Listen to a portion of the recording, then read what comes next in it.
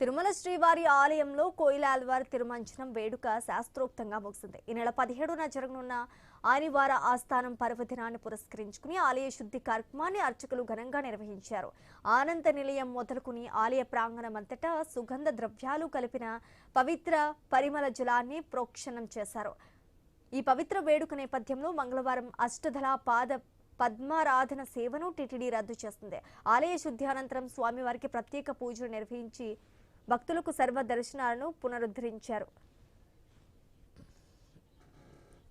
ప్రతి సంవత్సరం 4 సార్లు ఆలయాన్ని శుభ్రపరచుకునే కార్యక్రమం ఉంటుంది. దాన్ని కోయిలాల్వార్ తిరుమంచనం అంటాం.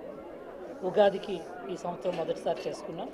ఇప్పుడు ఆదివార ఆస్థానం సందర్భంగా చేస్తున్నాం. తర్వాత బ్రహ్మోత్సవాల ముందు ఇంకొకసారి వైకుంఠ ఏకాదశి ముందు చేయటం జరుగుతుంది. సో అందరూ ఆలయ సిబ్బంది, బోర్డు మెంబర్సు అందరూ ఆధ్వర్యంలోన టెంపుల్ సిబ్బంది శుభ్రపరుస్తున్నారు. సో ఆ ఆచారాన్ని ఈరోజు పాటించడం జరుగుతుంది. మన ఆచారం ప్రకారం ప్రతి సంవత్సరం 4 సార్లు ఆలయాన్ని శుభ్రపరచుకునే కార్యక్రమం ఉంటుంది. దాన్ని కోయిలాల్వార్ తిరుమంచనం అంటాం. ఉగాదికి ఈ సంవత్సరం మొదటిసారి చేసుకున్నాం. ఇప్పుడు ఆదివార ఆస్థానం సందర్భంగా చేస్తున్నాం.